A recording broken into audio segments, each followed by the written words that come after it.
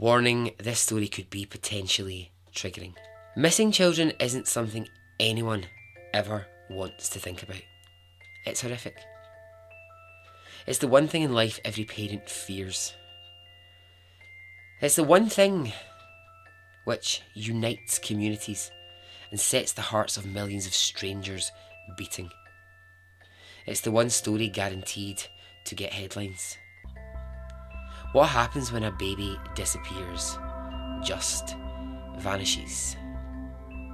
This is part 2 of The Baby is Gone.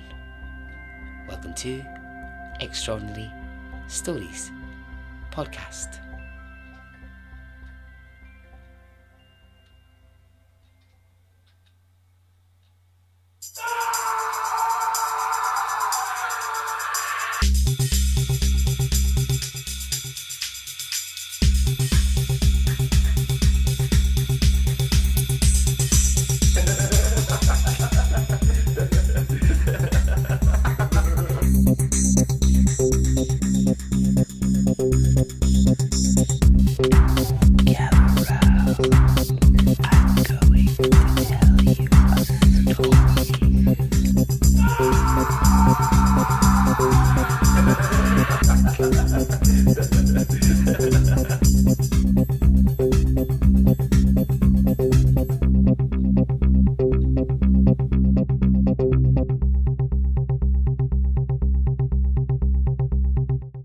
Hey, how are you?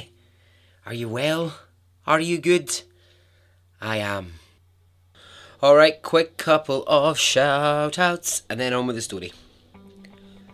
Hello, Nigel Yoxel. Hello, Nigel in Australia.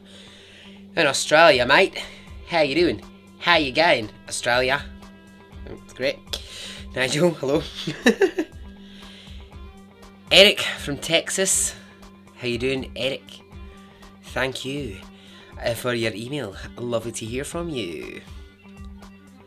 Charlene Slater. Hello, Charlene. And hello to Michael, Charlene's husband, a new listener to the podcast. Whoop, whoop. Hello. Hello, Charlene. Hello, Michael. It's lovely to have you on board. And Sheen Gleason. Hello. How are you? Thank you for getting in touch. Thank you for being around on the Facebook group. Okay, shout out's done. Part 2.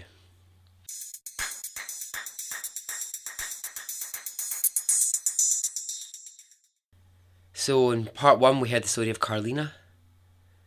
And we're going to hear the development of that story. So like I said earlier on, this story I'm going to tell now, this is actually the one I started with.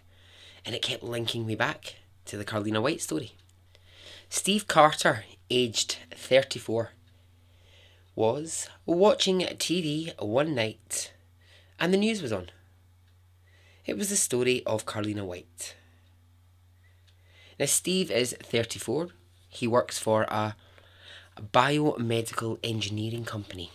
Do you like the way I said that? As if I have any kind of a clue what a biomedical engineering company might mean. A what now? Anyway, Steve is in Burlington County, and he's a really well-adjusted, happy guy. Steve's single. He doesn't have a wife. He doesn't have kids. Now, there's something in Steve that's always made him a little bit unhappy. And really what it comes down to is a niggling feeling he has in himself. That something about his life just isn't quite right.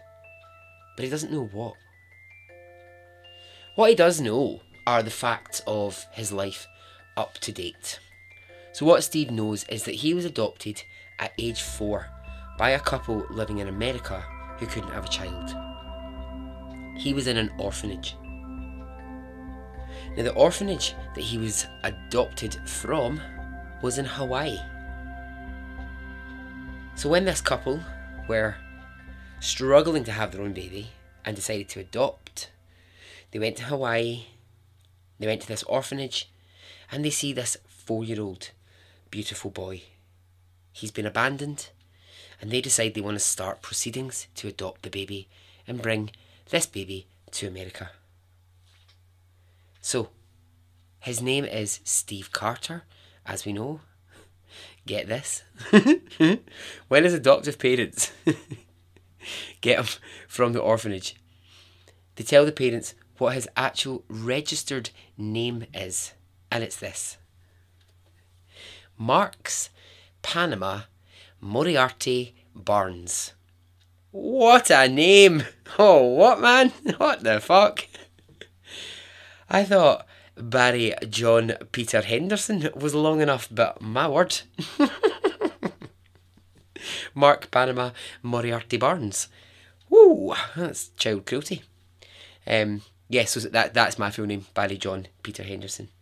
And you can imagine, just imagine the amount of fun that kids at school used to have when they realised that the first two initials of my name were BJ. BJ Barry was a common nickname. Great. BJ King was another. Excellent. Blowjob Henderson. That was a fun one. That was a great one. Lovely. So, 4-year-old Marks, with the longest complicated name in the world, was taken home and raised by his adoptive parents, who they shower him with love, and they raise him to be this decent, hard-working human being. Whenever he asks about the adoption, his parents always say the same thing. They say, look, we found you in the orphanage at 4 and we took you. And what about my parents? He asks. Well, your parents were assumed dead, or they had just given you up. They just didn't care. That was as much as they knew. Was that the truth? Well, yes, in as much as Steve's adoptive parents knew. But was it the truth? Were their parents out there wondering where Marks Panama Moriarty Barnes was? Yes, there was. In 1977, a young couple were living together in a hedonistic, sexual, loving relationship. They were Charlotte and Mark. Charlotte Moriarty and Mark Barnes, to be precise. So now we know where he gets his name from. Alright, let's set the scene.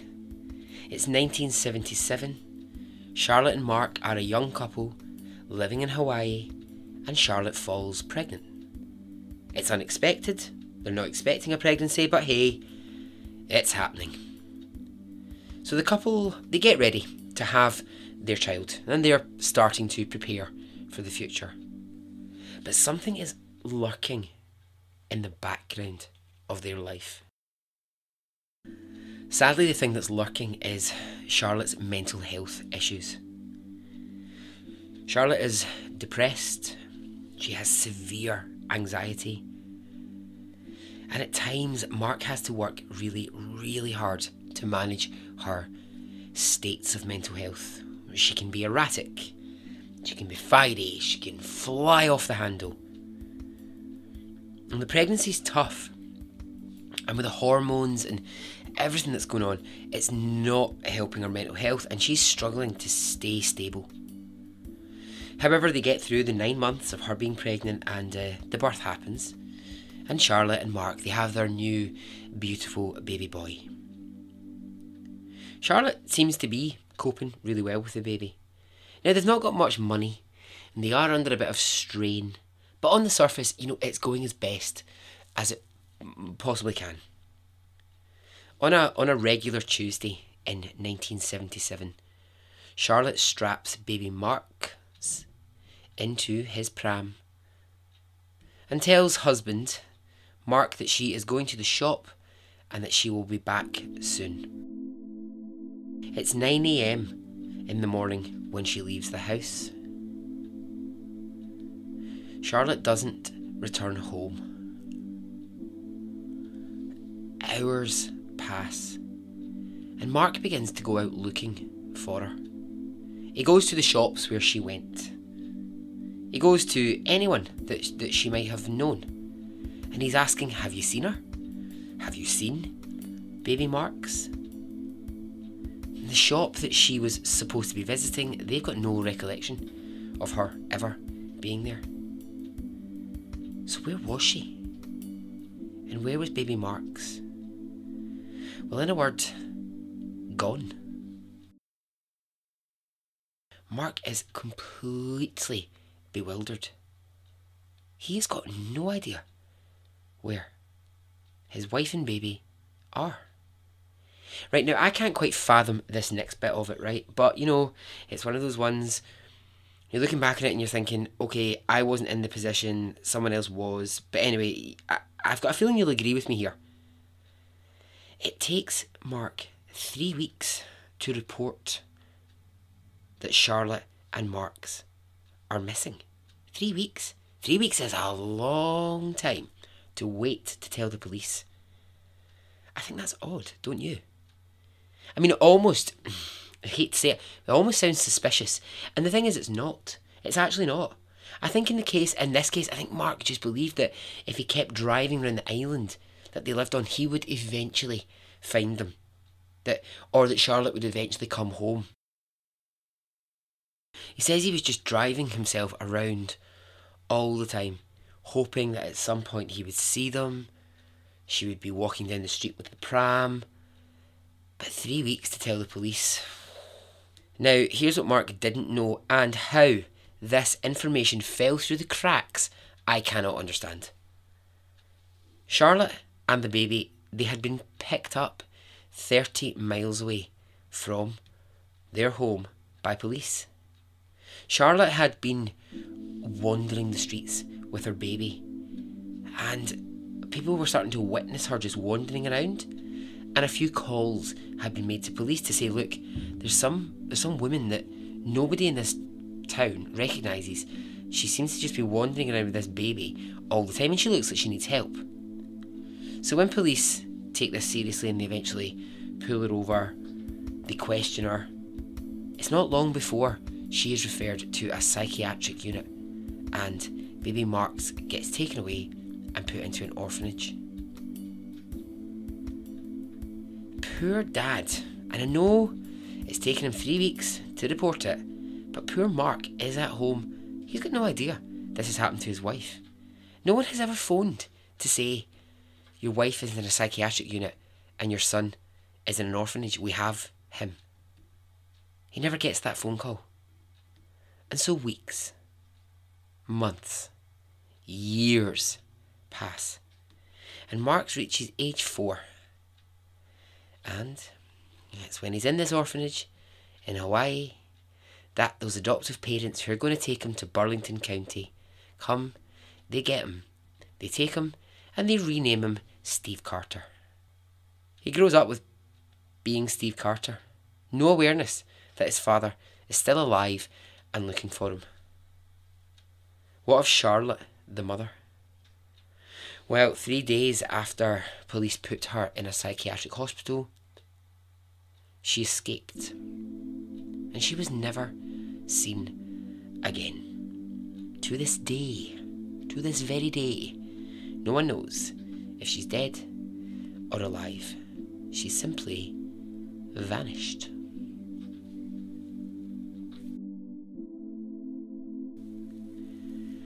So how does this link to the story of Carlina White?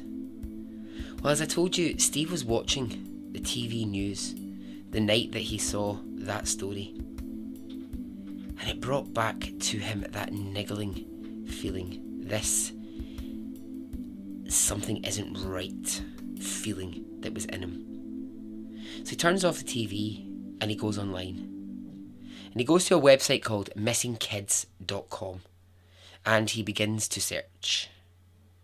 So, I mean, pretty much searching in the dark. He's got such little information to go on. So he's trying to enter like rough dates, rough places, information. And, you know, he finds himself down an absolute rabbit hole of searching. I'm sure we've all been there. We've all been the person who's trying to find something on. Isn't it? There's nothing worse than if you're trying to find something you know you've seen online and it's not saved in your history and you can't fucking find it again. It would literally drive you it would actually put you in a psychiatric unit trying to find this thing. Isn't it the most annoying thing in the world? Anyway, as he's down the rabbit hole, he finds a picture of a baby. A baby called Marks Panama Moriarty Barnes. Next to the picture of the baby are the words, missing. Missing from Hawaii since 1977. Next to that there's another photograph. An age-progressed version of what the baby might look like as an adult. And he begins to freak out. Steve, in that moment, is looking on that website, and he says it was like looking at a mirror image of himself as an adult. So he calls the number on the website, and he explains that he thinks he might be that missing child from 1977. The Missing Kids organisation, they act quickly. He goes for tests and for meetings, and bit by bit it kind of all starts to fall into place. It all starts to add up. His biological dad, Mark, is still at home in Hawaii, in the same house, and he gets a phone call that says, "We think we might have found your son." Can you imagine his shock when that happened? My God. Steve's adoptive parents, they're utterly like, what is going on here? They had no idea that the boy they had adopted was a missing child. And it takes time, to make sure it's all correct, but it is proven he is indeed that child. And he asks, well, what about his mother? And no one knows. No one can give him an answer. So after 35 long years, Steve is finally reunited with his biological father and his Hawaiian family. Steve continues to live in the USA, and he's got now really close relationships with his adoptive and his biological family. Mark, Steve's dad, says, "I never stopped looking for my son, but I guess years ago I had to be honest with myself, and I thought, I'm never going to see him again." Steve says, "I just can't believe after all these years of feeling something wasn't right that I was able to figure it out. And all because I saw an article on the evening news about Carlina White."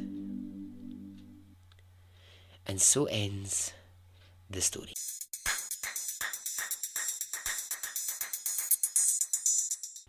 Okay, well, I hope you enjoyed that. So you can see now how I got to. So actually, the Steve story was the one that I started with, where I was like, oh my God, that's insane. That guy didn't know he was a missing baby, whatever. And then it just kept coming back to this Carlina White thing. And then I looked at her story, and I was like, it's so strange. These two stories, how they meet. Anyway, yes, so luckily, in those stories, those kids were returned to where they should have been, or, well, not should have been, but they returned to a sense of home for themselves, which they felt that they were missing. So at least in some ways there is slight happy endings for those stories. Obviously not happy ending for Steve's mum, Charlotte. I would love to know what happened to her. 3 days in the psychiatric hospital and then gone, never seen again. Would love to know the outcome, but I don't. And if I ever find the outcome, I will be the first to let you know. Alright, thank you for listening. As always, I'll end by saying, come join the Facebook group. Find me on Twitter, find me on Instagram. Support the podcast on Patreon if you want to. If you can, share the promo. Tell your friends. Write an iTunes review. Fuck's sake, I'm giving you the longest to-do list in the world. My God, you must be like, shut up, Barry, I've got things to do. I'm actually in the middle of doing 4 million. I'm in the supermarket currently. I don't have time to do all these things. But yeah, if you could do one of them, that would be great. Hey, if you want to do none of them, it doesn't really matter. So, but I would just, if you could support, I would be very grateful. Alright, until the next episode, thank you for listening. Okay, goodbye.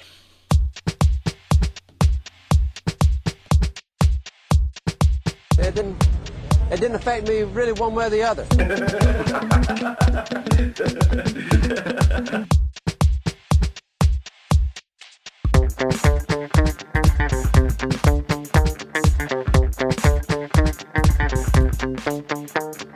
I would imagine from the look on his face,